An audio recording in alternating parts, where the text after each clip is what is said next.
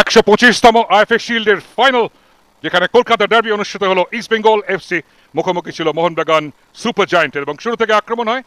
1893 প্রথম সংস্করণ অনুষ্ঠিত হয়েছিল এবং বলা হচ্ছিল legacy moves on and leaves on. মোহনবাগানের আক্রমণ ছিল, জেসন কামিংস কিছু করতে পারেননি।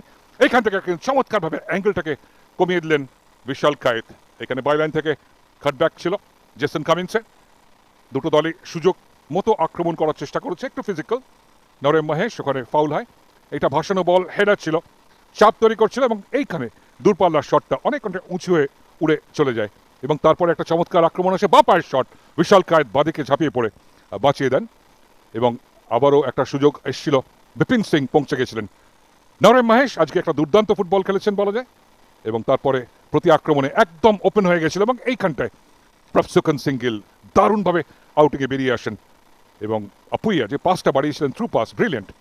তারপরে জেসন কামিন্স বাঁ পায়ে ঠিক জায়গায় রাখতে পারেননি। কর্নার কিক থেকে আবারও একটা সুযোগ তৈরি হচ্ছিল মোহনবাগান সুপার জায়ান্টের। এইখানটায় একদম জেমি ম্যাকলারেন, আজকে সম্ভবত তার দিন ছিল না। এবং এইখানটায় সেই মুহূর্ত আনোয়ার আলী কন্ট্যাক্ট ছিল, এবং সেই জন্যই রেফারি পেনাল্টি দেন। জেসন কামিন্স উড়িয়ে দেন, একদম বলের তলায় লাগে, এবং দেখে শুনে চাপ তৈরি করলেন, কিন্তু বলটা উড়িয়ে দিলেন। এবং তারপরে ইস্টবেঙ্গলের আক্রমণ আসে, এবং এইখানে ব্রিলিয়েন্টলি ফিনিশ করেন হামিদ আহদাদ। গোলটা ভালো ছিলেন, বিপিন সিং এর ভালো রান, পাওয়ারফুল। এবং বাদিক থেকে একটা এক্সট্রা বাড়তি গজ খানিক স্পেস তৈরি করেছিলেন, এবং তারপরে ক্রস করেন টম অলড্রেডকে ক্রস করে, এবং সেখানটায় বিশাল কায়েতের জন্য পরাস্ত হয়েছিলেন। এবং হামিদ আহদাদ ব্যাক পোস্টে ঠিক সময় পৌঁছে গেছিলেন, এবং সেই গোলে ইস্টবেঙ্গল এগিয়ে যায়। এবং তারপরে একটা সুযোগ এসেছিল, হামিদ আহদাদের শট পোস্টে লেগে আপরাইটে ফেরত চলে আসে।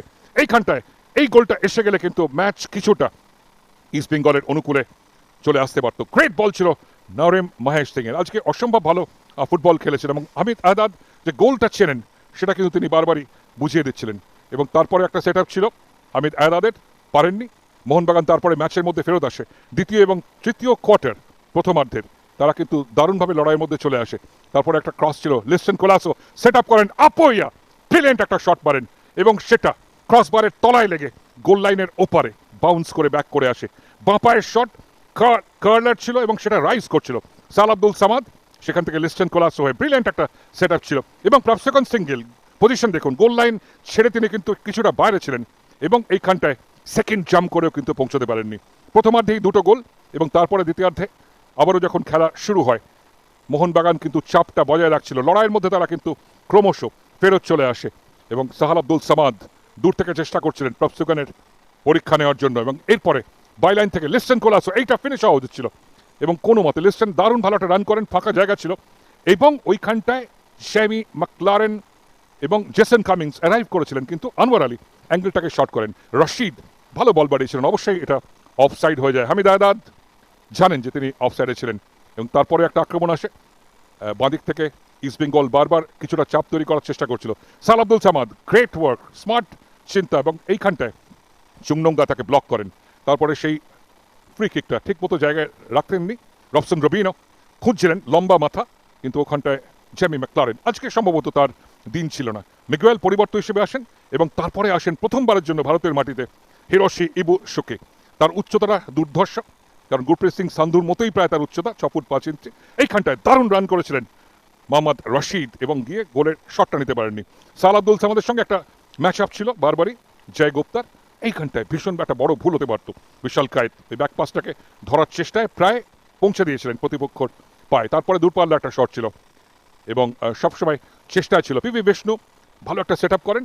মিগুয়েল একদম অ্যাঙ্গেলটা ভীষণ অ্যাকিউট হয়ে যায়, সূক্ষ্ম একটা কোণে পৌঁছে যান। প্রফসুকন সিঙ্গেল খুব ভালো গোল লাইন থেকে বেরিয়ে আসেন। আবারও রশিদ দূর থেকে চেষ্টা করেন, নরেম মহেশকে যে সেট আপ করেছিলেন তার থেকে এই শটটা নেন। একটা বাউন্স হয়েছিল, এই বাউন্সগুলো অনেক সময় বিভ্রান্ত করে। তারপরে ফিরতে একদম at the stroke of the hour, শেষ মুহূর্তটায় প্রফসুকন সিঙ্গেল ম্যাচের মধ্যে রাখেন। 90 মিনিট প্রায় হয়ে এসেছিল, এবারে দুটো অর্ধে 15-30 মিনিট অতিরিক্ত সময় খেলা হয়, সেখানেও কিন্তু গোলের সংখ্যা বাড়েনি। এইখানে কিন্তু কার্ড দেখিয়েছিলেন রেফারি ভেঙ্কটেশ আর, এবং তারপরে হিরোশে তিনি ভালো জায়গা করছিলেন, কিন্তু এখনো অব্দি একটু ম্যাচ ফিটনেসের সমস্যা আছে তার, কিন্তু নিশ্চিতভাবে এত বড় খেলোয়াড়, তার কোয়ালিটি আছে। মোহনবাগান চাপটা বজায় রেখেছিল, এবং এইখানটায় অবশ্যই গোল করা হয়েছিল, কিন্তু আগেও বললাম জেমি ম্যাকলারেন আজকে দিন নয়। এবং যেভাবে সেট আপ হয়েছিল রবসনের, এবং সেখানে রাকিব এবং কেভিন সিবিএ একদম স্যান্ডউইচ করে দেন এবং সেই কারণে জেমি ম্যাকলারেন একটা সামান্য ট্যাপিং করতে পারলে কিন্তু গোল আসতে পারত। প্রফসেকন সিঙ্গেল আজকে বিশ্বস্ত ছিলেন, মাত্র একবারই পরাস্ত হয়েছেন এবং তারপরে দ্বিতীয়ার্ধ যখন অতিরিক্ত সময়ের খেলা হয় চাপটা ছিল। হিরোশি প্রথম টাচটা ভালো ছিল, একটু এগিয়ে নিয়েছিলেন, একটা ইয়ার্ড অফ স্পেস তৈরি করেন কিন্তু শটটায় পাওয়ার জেনারেট করতে পারেননি।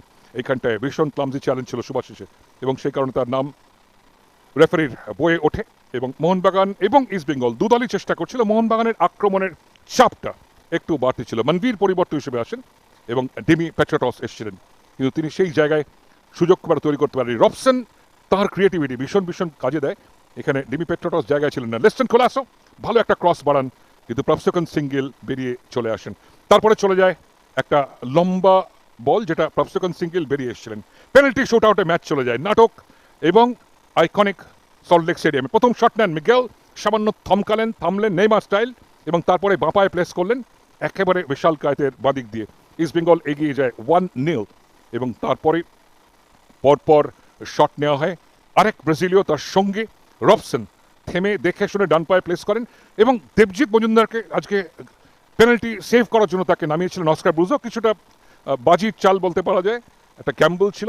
দ্বিতীয় শটটা দারুণ দারুণ প্লেস করেন কেভিন সেভিয়া, কোনো সুযোগ ছিল না এখানটায়, বিশাল কায়েত পৌঁছতে পারেননি একদম তার বাঁদিক দিয়ে। তারপরে কিন্তু মনবীর মরশুমে খুব একটা বেশি গেম টাইম পাননি কিন্তু ভীষণ কুল ফিনিশ করেন। মাটি ঘাসা শট ছিল, কোনো সুযোগ ছিল না দেবজিতের জন্য, তার ডান দিক দিয়ে গোলে চলে যায় 2-2। নরেম মাহেশ ভালো প্লেস করেন বাঁ পায়ে, পাওয়ার তৈরি করেছিলেন একটু এবং সাইড নেটে চয়ে বিশাল পৌঁছেছিলেন ঠিকই দিকে, সেভ করতে পারেননি।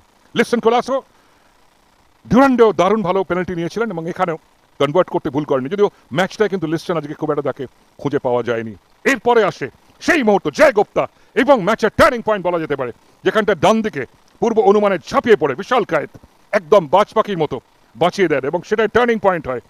এবং তারপরে ডেমি পেট্রাটস তিনি গোল করে 4-3 এগিয়ে দেন এবং শেষ শটটা নেওয়ার জন্য তারপরে সুযোগ ছিল ইস্টবেঙ্গলের কাছে এবং কোনোভাবেই সেভ করতে পারেননি দেবজিৎ। হিরোশি আসেন, দেখে শুনে প্লেস করেন, বিশাল কিন্তু ঠিক দেখে ঝাঁপিয়েছিলেন এবং কিছুটা পাওয়ার মিশিয়ে প্রেসিশন ভালো ফিনিশ করেন এবং এই জায়গায় 4-4 ছিল এবং হিরোশি তার প্রথম গোল পেলেন, যদিও সেটা পেনাল্টি শুট আউট থেকে। মেহতাব সিং সেই ডিফাইনিং মোমেন্ট এবং যে কারণে তার এই শটটা বাদিক দিয়ে প্লেস করেন। দেবজিৎ মজুমদার 5টা শটই বাঁচাতে পারেননি এবং 21তম ট্রফি এসে যায় মোহনবাগান সুপার জায়েন্টের কাছে। 2003-এর পর তারা পেনাল্টি শুট আউটে জিতেছিল, এখানে প্রায় ঠিক 22 বছর 20 দিন বাদে তারা কিন্তু ফাইনাল জিতে নিল এবং মন্ত্রী অরূপ বিশ্বাস এবং সুজিত বসু এবং আইএফের সবাই ছিলেন এবং সেখানে সেই ঐতিহাসিক শিল্ড যেটার জন্য অনেক হাসি কান্না আনন্দ সেটা কিন্তু মোহনবাগান সমর্থকরা নিয়ে নেয়। একদমই যোগ্য